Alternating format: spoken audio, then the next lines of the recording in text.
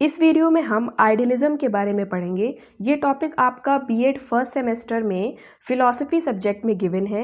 In fact philosophy के सभी schools बहुत इंपॉर्टेंट हैं, चाहे वो प्रैग्मैटिज़्म हो, नेचुरलिज़्म हो, रियलिज़्म हो या आइडियलिज़्म हो। इन सभी पे कोई पे भी लॉन्ग क्वेश्चन आ सकता है और ये जो टॉपिक्स हैं ये बुक में बहुत ही लेंदी फॉर्म में गिवन है। 7 से 8 पेजेस में आपके ये टॉपिक गिवन है बुक में। तो एग्ज़ाम टाइम में आप ये 7 से 8 पेजेस को रिवाइज़ नहीं कर पाएंगे, तो कोशिश करिए शॉर्ट नोट के फॉर्म में इन चारों फिलॉसफीज़ को आप लिख लें। जैसे कि मैंने to the point precise notes बनाए हैं, इन नोट्स को भी आप लिख सकते हैं क्योंकि ये जो कंटेंट है ये बहुत ही अप्रोप्रिएट है। पूरा आइडियलिज्म इस पे मैंने कवर किया है। मैंने करिकुलम भी आगे डिस्क्राइब किया है, टीचर कैसा होना चाहिए, स्कूल कैसा होना चाहिए, क्या कॉन्ट्रीब्यूशन है आइडियलिज्म का एजुकेशन में, वे सभी चीज़ें मैंने इंक्लूड की है। तो ये वीडियो लास्ट तक देखने के बाद आपको कोई और कंटेंट सर्च नहीं करना पड़ेगा, ये बहुत ही इनफ है, टू द पॉइंट है। यहाँ पे इन पॉइंट्स को आप लिख के मेमोराइज कर सकते हैं, याद कर सकते हैं और एग्जाम में जब आप जाएंगे तो इन्हीं पॉइंट्स को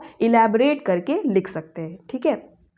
आइडियलिज्म एक तरह की ओल्डेस्ट वेस्टर्न फिलॉसफी है। हमारी फिलॉसफी डिवाइडेड है वेस्टर्न और इंडियन में, तो इंडियन फिलॉसफी भी अलग है और ये वेस्टर्न फिलॉसफी है आइडियलिज्म, और उसमें से भी वेस्टर्न में ये ओल्डेस्ट वेस्टर्न फिलॉसफी है। ठीक है। Much similar to Vedanta philosophy, यानी जो हमारी वेदांत फिलॉसफी है जो कि एक इंडियन फिलॉसफी है, उससे बहुत ही ज़्यादा रिजेंबल करती है आइडियलिज्म। क्यों रिजेंबल करती है? क्योंकि जो वेदांत फिलॉसफर्स थे वो भी बिलीव करते थे गॉड में, वो भी बिलीव करते थे स्पिरिचुअल वर्ल्ड में, और वो भी ये बिलीव करते थे कि ये जो मटेरियलिस्टिक वर्ल्ड है ये पूरी तरह से फेक है, बिकॉज जो मैटर है ये ऑब्जेक्ट है, ये सभी चीज़ें चेंज हो जाती हैं और थॉट्स और आइडियाज़ हैं वो चेंज नहीं होते। ठीक है। तो गॉड पे बहुत उनका स्ट्रॉन्ग बिलीव था, इसी वजह से वेदांत फिलॉसफी से सिमिलर ये आइडियलिज्म भी है, जो कि हम आगे इनमें यही सब चीज़ें पढ़ने वाले हैं।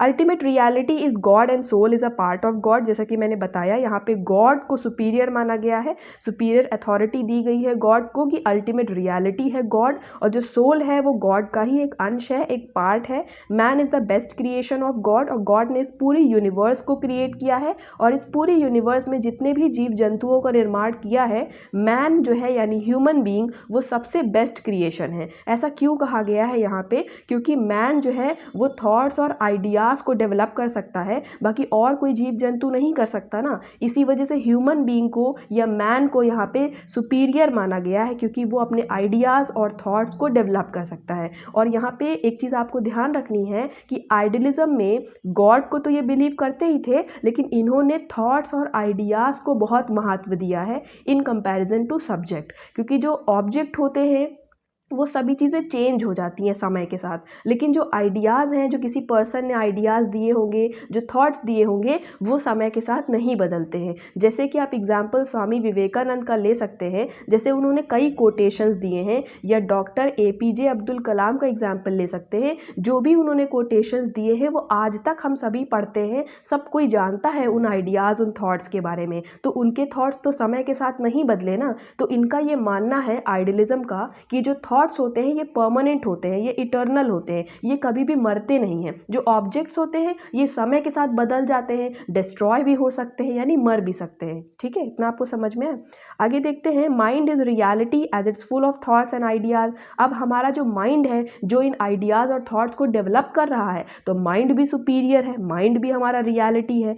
Thoughts and ideas are superior to objects, जैसा कि मैंने अभी आपको एक्सप्लेन किया कि थॉट्स और आइडियाज जो है वो सुपीरियर है इन कंपैरिजन टू ऑब्जेक्ट्स, क्योंकि वो चेंज हो जाते हैं ऑब्जेक्ट्स, और जो हमारे आइडियाज़ हैं वो नहीं चेंज होते। Ultimate aim of human is self realization, और ह्यूमन का अल्टीमेट एम सेल्फ रियलाइजेशन होना चाहिए, जिससे कि वो अपनी क्वालिटीज़ को, अपने सभी बिहेवियर को पहचान सके। Then for attainment of self realization, attainment of spiritual values is necessary. ठीक है, सेल्फ रियलाइजेशन करने के लिए हमारे अंदर स्पिरिचुअल क्वालिटीज़ होनी चाहिए, हमें स्पिरिचुअल वैल्यूज़ को अपने अंदर डेवलप करना पड़ेगा। वो स्पिरिचुअल वैल्यूज़ कौन कौन सी हैं? ट्रुथ, ब्यूटी एंड गुडनेस, जिसे हम हिंदी में सत्यम, शिवम और सुंदरम कहते हैं। तो ये सभी चीज़ें हमें डेवलप करनी पड़ेंगी, ये भी इसेंशियल मानी गई है आइडियलिज्म में। Then materialistic world is not real, spiritual world is reality. अब मटेरियलिस्टिक वर्ल्ड है ये पूरी तरह से फेक है, ये बिल्कुल भी रियल नहीं है, क्योंकि यहाँ पे परिवर्तन होते रहते हैं। स्पिरिचुअल वर्ल्ड को हम रियल मानते हैं और यही रियलिटी है। Plato is called as the father of idealism, क्योंकि उन्होंने बहुत ही अच्छा कोटेशन दिया था, अपने वर्डिंग दी थी अपनी एक फेमस बुक में द रिपब्लिक में। उन्होंने वहाँ पे डिस्क्राइब किया था कि दो तरह के वर्ल्ड होते हैं, एक मटीरियल वर्ल्ड होता है जो कि सब्जेक्ट टू चेंज, यानी वो बदल सकता है क्योंकि वो परमानेंट नहीं है और ना ही वो ट्रुथ है। और जो स्पिरिचुअल वर्ल्ड होता है ये नॉट सब्जेक्ट टू चेंज, यानी वो चेंज नहीं होता है क्योंकि वो ट्रुथ है और परमानेंट है। वो चेंज नहीं होगा तो वो हमेशा वही चीज़ रहेगी, तो वो ट्रुथ है और परमानेंट है। ठीक है। Then idealist believe in God and spiritual world, ये हम बात कर चुके हैं। Ideas are only reality. Idealist give priority to ideas, thoughts and mental activities. Idealism give importance to Satyam, Shivam and Sundaram. ठीक है, ये 3 पॉइंट्स हम ऊपर ही डिस्कस कर चुके हैं, इनको भी आप इलेबोरेट फॉर्म में एग्जाम में लिख सकते हैं। अकॉर्डिंग टू हॉर्न, यहाँ पे एक डेफिनेशन आपको देनी है। आइडियलिज्म हो चाहे प्रैग्मेटिज्म हो, कोई भी हो, उसमें आप एक एक डेफिनेशन ज़रूर दे दीजिएगा, जिससे कि आपके आंसर का इम्पैक्ट बहुत अच्छा पड़ेगा, क्योंकि हर स्टूडेंट तो डेफिनेशन नहीं लिख के आएगा ना, तो आप अच्छे से प्रेजेंट करेंगे तो उसमें आपको मार्क्स भी अच्छे मिलेंगे। An idealist philosophy accounts of man finding himself as an integral part of universe of mind। ठीक है, तो ये डेफिनेशन आप याद कर लेंगे कि आइडियलिस्ट फिलॉसफी के अकॉर्डिंग एक जो ह्यूमन है, एक जो मैन है, वो अपनी सेल्फ रियलाइजेशन को पहचानता है, अपना खुद को पहचानता है कि इस यूनिवर्स में कहाँ पर है। ठीक है, कहाँ पे उसकी आइडेंटिटी है, ये चीज़ें हैं। ठीक है, प्रिंसिपल्स की बात करें तो प्रिंसिपल्स भी आप पॉइंट वाइज भी लिख सकते हैं, एक्सप्लेन करके भी लिख सकते हैं एग्जाम में, लेकिन एग्जाम से पहले जो आप रिवाइज करेंगे उनके लिए ये पॉइंट्स बहुत ही इंपॉर्टेंट है। उस समय आपको इन पॉइंट्स की, इन नोट्स का आपको इंपॉर्टेंस तब समझ में आएगा। ठीक है, तो इन तरह की पॉइंट्स आप ज़रूर बनाएं। This universe is created by God, spiritual world is superior to materialistic world, जो भी हम ऊपर डिस्कस कर चुके हैं वही सब चीज़ें आपको प्रिंसिपल्स में भी लिखनी है। Soul is superior factor and God is supreme soul. Man is the best creation of God. Ultimate aim of life is self-realization. For attainment of self-realization, spiritual values should be developed. Then for attainment of spiritual values, truth, goodness, beauty is essential. Believe in principle of unity in diversity. Idealism believe in welfare of whole human community. ये 8th point थोड़ा सा new था, इसे समझ लीजिए कि idealism जो है ये बिलीव करते थे एक प्रिंसिपल पे, यूनिटी इन डाइवर्सिटी प्रिंसिपल पे, कि जो हमारी डाइवर्स कंट्री है, जो कम्युनिटी है ह्यूमंस की डाइवर्स फॉर्म में, इसमें यूनिटी हो, यानी welfare of the whole community, सबका भला हो, सबका जो है निर्माण हो। ठीक है। Then materialistic world is destructible, mutable and can't be real. ठीक है, ये बदला जा सकता है, ये डिस्ट्रॉय किया जा सकता है, इसी वजह से ये रियल नहीं है। And the permanent and spiritual world is full of thoughts, ideas which are real, truth and permanent. Emphasis on ideas, feeling, thoughts, mental abilities, self realization are important than matter and object. Then ultimate supremacy is ideas. Ideas को यहाँ पे महत्व दिया गया है, supreme माना गया है, which are eternal and non dynamic, जो कि इंटरनल है और नॉन डायनेमिक यानी चेंज नहीं होते हैं। Idealist insist on to the achievement of God which is possible through self realization. Idealism के अकॉर्डिंग यहाँ पे सेल्फ रियलाइजेशन हमारा मेन एम होना चाहिए और उसी के तहत हम गॉड को अचीव कर सकते हैं। ये भी ये मानते थे कि गॉड को अचीव करना ही हमारा मेन लक्ष्य होना चाहिए, हमारे थॉट्स की प्योरिटी होनी चाहिए, तभी हम गॉड को अचीव करने की ओर बढ़ सकेंगे। अब यहाँ पे हम जो ब्रांचेस हैं फिलॉसफी के, उसके अकॉर्डिंग भी आइडियलिज्म को डिवाइड करेंगे। मेटाफिजिक्स जो कि है नेचर ऑफ रियलिटी, तो यहाँ पे रियलिटी किसको माना गया है? Ultimate reality is mind, ideas and consciousness of mind. Ideas are not dynamic, so reality is ideas, thoughts and they believe in spiritual world. Objects are dynamic, so materialistic world is not true. ठीक है, object जो है वो परिवर्तित होते रहते हैं, बदलते रहते हैं समय के साथ, तो मटेरियलिस्टिक वर्ल्ड सच नहीं है, वो परमानेंट नहीं है। आइडियाज़ हमारे बदलते नहीं हैं, तो आइडियाज़ से जो जुड़ा हुआ हमारा स्पिरिचुअल वर्ल्ड है वो सच है। ठीक है, ये आपको लिखना है नेचर ऑफ रियलिटी में, यानी मेटाफिजिक्स में।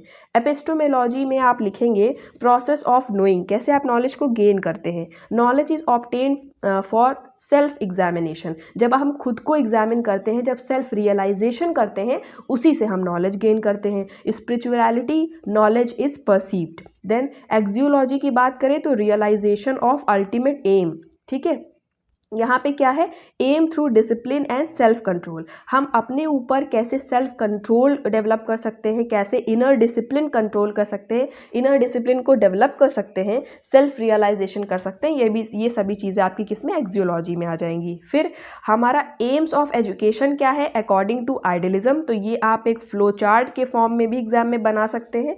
एनरिचमेंट ऑफ कल्चरल हेरिटेज, हमारी कल्चरल हेरिटेज को प्रिजर्व करके रखना, आगे पास ऑन करते रहना। Then religious knowledge must be provided, बच्चों को हमारे रिलीजन से रिलेटेड नॉलेज देनी चाहिए, ठीक है, गॉड से रिलेटेड, ताकि वो थोड़ा सा आध्यात्मिक रहें, ठीक है, गॉड के बारे में बताते रहना चाहिए। विच डिस्क्रिमिनेट मैन फ्रॉम एनिमल, जो कि ये जो आध्यात्मिक चीज़ें हैं, रिलीजियस नॉलेज है जिसके पास, तभी वो एक एनिमल से अलग हो पाएगा, नहीं तो जानवर में और इंसान में क्या डिफरेंस रह जाएगा, ये चीज़ बताई गई है इसमें, ठीक है। Then promotes the spiritual and physical development, emphasis on self realization, preservation and transmission of our culture, development of unity, unity को यहाँ पे बहुत वो कहा गया, अभी ऊपर हमने पढ़ा था ना एक पॉइंट कि पूरी ये प्रिंसिपल पे ये बिलीव करते थे, unity in diversity. Preparation of Holi life, ये आप फ्लो चार्ट में बना के लिख सकते हैं। अब आगे इसका करिकुलम देखते हैं, करिकुलम में क्या क्या चीज़ें होनी चाहिए। जैसा कि आइडियलिस्ट मानता है कि सेल्फ रियलाइजेशन ही हमारा अल्टीमेट एम है, तो अब उसी पे एम्फेसिस करते हुए करिकुलम में क्या क्या चीज़ें होनी चाहिए। फिजिकल और इंटेलेक्चुअल डेवलपमेंट के लिए, मॉरल और कैरेक्टर डेवलपमेंट के लिए करिकुलम में कुछ चीज़ें ऐड की गई हैं। फिजिकल डेवलपमेंट के लिए हम फिजिकल एजुकेशन सब्जेक्ट को ऐड कर सकते हैं करिकुलम में, योगा की नॉलेज प्रोवाइड कर सकते हैं, योगा क्लासेस करा सकते हैं, मेडिटेशन क्लासेस करा सकते हैं, जिससे कि फिजिकल डेवलपमेंट भी होगा, एक्सरसाइज वगैरह, स्पिरिट वगैरह, ये सब चीज़ें करा सकते हैं। मॉरल डेवलपमेंट के लिए क्या कर सकते हैं हम, moral science as a subject, physical science, social science subject को हम अपने करिकुलम में इंक्लूड कर सकते हैं। स्पिरिचुअल डेवलपमेंट के लिए रिलीजियस नॉलेज जो है वो बच्चों को प्रोवाइड करानी चाहिए और करिकुलम में इस सब्जेक्ट को इनकलकेट करना चाहिए। इंटेलेक्चुअल डेवलपमेंट की बात करें तो math, science, geography, history, ethics, ये सभी चीज़ें इंक्लूड हम कर सकते हैं। करिकुलम में मेन प्लेस दी गई है लैंग्वेज को, लिटरेचर को, थियोलॉजी को, एथिक्स को, history, geography, civics, math, science, art and craft को एम्फेसिस दिया गया है। करिकुलम में इन सभी चीज़ों को इंक्लूड किया जाएगा। देन इंटेलेक्चुअल, मॉरल और एस्थेटिक एक्टिविटीज़ को यहाँ पे मेनली फोकस किया गया है। इंटेलेक्चुअल हम आपको बता चुके हैं और मॉरल भी आपको बता चुके हैं उन सभी चीज़ों को, और एस्थेटिक एक्टिविटीज़ का मतलब होता है आर्ट एंड क्राफ्ट, ठीक है, ये सभी चीज़ें एस्थेटिक एक्टिविटीज़ में आ जाएंगी। Focus on empowering humanity and unity in childrens, और करिकुलम के साथ साथ जो टीचर है वो पढ़ाने के साथ साथ यूनिटी भी डेवलप करता रहे बच्चों में। मेथड्स ऑफ टीचिंग कौन कौन से यूज़ होते हैं, आइडियलिस्ट ने कोई भी पर्टिकुलर मेथड को नहीं वो किया था, माना नहीं था, कोई भी स्पेसिफिक मेथड को वो नहीं अडॉप्ट किए थे। They think themselves as creator of methods, वो अपने आप को मेथड्स ऑफ टीचिंग का क्रिएटर मानते थे कि वो खुद मेथड्स को क्रिएट कर सकते हैं, वो किसी एक पर्टिकुलर मेथड के स्लेव या गुलाम नहीं है। Following methods are given by different idealist, अलग अलग आइडियलिस्ट ने अलग अलग मेथड दिए, कुछ 6 मेथड बहुत इंपॉर्टेंट है वो आप याद कर लीजिए। इंस्ट्रक्शन मेथड है वो हर्बार्ट ने दिया था, कन्वर्सेशन मेथड है प्लेटो ने, इंडक्टिव डिडक्टिव मेथड एरिस्टोटल ने, लॉजिकल मेथड हेगल ने, क्वेश्चन आंसर मेथड सोक्रेट्स ने, प्लेवे मेथड फोरबिल ने, ठीक है, ये चीज़ें आप याद रख लेंगे। डिसिप्लिन की बात करें तो आइडियलिस्ट ये कंसीडर करता है कि डिसिप्लिन के मामले में बच्चों में इनर फीलिंग होनी चाहिए, उनके अंदर एक डेवलपमेंट होना चाहिए इनर डिसिप्लिन का, उनको बहुत ही ज़्यादा बांध के, बहुत ही ज़्यादा नहीं इम्पोज करनी चाहिए उनके ऊपर डिसिप्लिन, ठीक है। इन्होंने माना है आइडियलिस्ट ने कि उनको फ्रीडम देनी चाहिए, वो भी फ्रीडम रिस्ट्रिक्टेड फॉर्म में देनी चाहिए, कि बहुत ही ज़्यादा फ्रीडम नहीं दे देनी चाहिए जिससे कि बच्चे बिगड़ जाएं। तो एक रिस्ट्रिक्टेड फॉर्म में आपको फ्रीडम देनी है, लेकिन बहुत ही ज़्यादा बाउंडेशन और बहुत ही बांध के भी नहीं रखना है, बहुत ही स्ट्रिक्ट डिसिप्लिन के ये खिलाफ थे, ठीक है। Idealism denied hard punishment and strict discipline, वो इसके अगेंस्ट में थे कि बहुत ही स्ट्रिक्ट डिसिप्लिन या पनिशमेंट आपको नहीं देनी है। नॉट इम्पोज्ड फोर्सली ऑन स्टूडेंट, और अपने डिसिप्लिन को बच्चों के ऊपर फोर्सली इम्पोज भी नहीं करना है, उनको ऐसे प्रेरित करना है, ऐसे थॉट्स और आइडियाज़ उनके अंदर डेवलप करने हैं कि उनके अंदर खुद एक इनर डिसिप्लिन डेवलप हो सके। Freedom of children should be restricted, उनको फ्रीडम तो देनी है बट एक रिस्ट्रिक्टेड फॉर्म में देनी है, ठीक है। अब टीचर की बात करें, टीचर से पहले डिसिप्लिन में आप ये जो मैंने हाईलाइट किया है ये भी डिसिप्लिन में आप मेंशन कर सकते हैं। According to Thomas and Lang, freedom is the cry of naturalist while discipline is that of idealism. ये यहाँ पे दिया गया था कि जो फ्रीडम है, या इसको हिंदी में अगर समझे कि जो नेचुरलिज्म है वो फ्रीडम का रोना रोते हैं, लेकिन जो आइडियलिस्ट हैं वो डिसिप्लिन मतलब देखते हैं कि वो बच्चों में इनर डिसिप्लिन कैसे डेवलप करें। ठीक, ये बात है। टीचर देखते हैं, आइडियलिस्ट के अकॉर्डिंग टीचर को एक सेंटर प्लेस दी गई है। टीचर को बहुत ही इंपॉर्टेंट यहाँ पे माना गया है। Teacher is greatly needed for transformation man from animal nature, means एक एनिमल से एक ह्यूमन नेचर बनाने के लिए, उसके थॉट्स और आइडियाज़ को डेवलप करने के लिए टीचर की एक बहुत ही अहम रोल यहाँ पे दिया गया है, एक सेंटर प्लेस दी गई है यहाँ पे। ठीक, According to Plato, the person who have sound knowledge, philosophic attitude, inner vision can become teacher. Plato के अकॉर्डिंग कोई ऐसा पर्सन जिसको फिलॉसफी की नॉलेज हो और उसका जो एटीट्यूड है वो बहुत सही हो, उसका इनर विजन सही हो और सेल्फ रियलाइजेशन के बारे में, गॉड के बारे में, स्पिरिचुअल वर्ल्ड के बारे में उसको नॉलेज हो, वो मानता हो, सिर्फ वही एक अच्छा टीचर बन सकता है। Teacher must have ability to understand the problems of students. वो तो हर टीचर की एक बेसिक सी है कि वो स्टूडेंट्स की प्रॉब्लम्स को अंडरस्टैंड करने की कैपेबिलिटी रखे। Teachers helps in moral and spiritual development of student. Student के मॉरल स्पिरिचुअल डेवलपमेंट में वो मदद करें। इंडियन आइडियलिज्म में तो टीचर्स को क्या माना गया है, 3 गॉड्स के इक्वल माना गया है, त्रिदेव के इक्वल माना गया है। Role of teacher is supreme and important as idealism is teacher centred. हमारा जो आइडियलिज्म है, जैसे कि नेचुरलिज्म जो है वो चाइल्ड सेंटर्ड है, ठीक है, आप चाइल्ड सेंटर्ड भी पढ़ेंगे, लेकिन ये जो आइडियलिज्म है आपको ध्यान रखना है ये टीचर सेंटर्ड है। यहाँ पे पूरी तरह से टीचर डोमिनेटेड होता है और टीचर के अकॉर्डिंग ही बच्चे चलते हैं। ठीक, then teacher encourages students to think and attain the spiritual values. Teacher ही उनको मोटिवेट करता है, उनको एंकरेज करता है कि वो थिंक करें और स्पिरिचुअल क्वालिटीज़ को कैसे डेवलप करें। Teacher must have knowledge of philosophy and must be spiritual person. अब टीचर के पास फिलॉसफी की पूरी नॉलेज होनी चाहिए और वो एक स्पिरिचुअल पर्सन होना चाहिए, क्योंकि अगर वो खुद स्पिरिचुअल पर्सन नहीं है, अगर वो खुद बिलीव नहीं करता इन सब चीज़ों पर, तो वो इन सभी चीज़ों को बच्चों को कैसे इनकलकेट करवा पाएगा। ठीक, फिर यहाँ पे लास्ट में आप टीचर में भी एक कोटेशन लिखेंगे, उसको हाईलाइट भी आप कर सकते हैं या ब्लैक पेन से अंडरलाइन कर सकते हैं एग्जाम में। Teacher is just like a gardener who work on students in order to bring growth of plant means students. ये फोरबेल ने दिया था। फ्रोबेल ने कहा था कि टीचर एक तरह से गार्डनर की तरह होता है जो अपने गार्डन पे काम करता है, यानी अपने स्टूडेंट्स पे काम करता है और उनकी ग्रोथ को बढ़ावा देता है, यानी अपने स्टूडेंट्स की ग्रोथ को बढ़ावा देता है। स्कूल की बात करें तो स्कूल यहाँ पे एक ओनली जगह है सिर्फ जो कि यहाँ पे रेगुलर और इफेक्टिव एजुकेशन हो सकती है। स्कूल एक आइडियल प्लेस यहाँ पे मानी गई है जहाँ पे प्लीजिंग और जॉयफुल एक्टिविटीज़ बच्चों को कराई जा सकती है। सोशल वैल्यूज़ और प्रिंसिपल्स को इनकलकेट किया जा सकता है। ये सभी चीज़ें यहाँ पे बताई गई हैं। देन अब कंट्रीब्यूशन देख लेते हैं एजुकेशन का, आइडियलिज्म का एजुकेशन में क्या है। सेल्फ रियलाइजेशन के बारे में हम स्टूडेंट्स को जब बताएंगे तो वो क्या कर सकते हैं, उनके अंदर उनकी क्या क्वालिटीज़ है, उनका इंटरेस्ट किस फील्ड में है, वो सभी चीज़ें जान सकते हैं। सेल्फ रियलाइजेशन के थ्रू वो समझ सकते हैं कि आगे चल के उनको किस फील्ड में जाना है, जैसे कि वो कोई गलत ना डायरेक्शन में चले जाए और कोई गलत ऑप्शन ना चूज़ कर ले। तो ये बहुत ही इंपॉर्टेंट है। देन सेकेंड है एम्फेसिस ऑन सेल्फ डिसिप्लिन। अब इन्होंने सेल्फ डिसिप्लिन को भी महत्व दिया है कि बच्चों को बहुत ज़्यादा फोर्सिबली नहीं इम्पोज करना चाहिए। बहुत ही मतलब जो डिसिप्लिन है वो उनके ऊपर रिस्ट्रिक्टेड डिसिप्लिन, स्ट्रिक्ट डिसिप्लिन नहीं इम्पोज करना चाहिए, उनको सेल्फ डिसिप्लिन डेवलप करने के लिए इंकरेज करना चाहिए। Then third is overall development. इसमें जो जितनी भी यहाँ पे हमने प्रिंसिपल्स पढ़े वो ओवरऑल डेवलपमेंट करते हैं, हेल्प करते हैं चिल्ड्रन का। Interaction in school, realise that interest weakness through and unity development भी सिखाया जाता है कि बच्चे आपस में एक दूसरे का कैसे सहयोग करें। इस आइडियलिज्म फिलॉसफी के माध्यम से हम यूनिटी को भी समझा सकते हैं। तो आई होप आपको ये मेरे नोट्स अच्छे लगे होंगे, तो इनको आप लिख भी सकते हैं और अच्छे से तैयार कर सकते हैं। Thank you.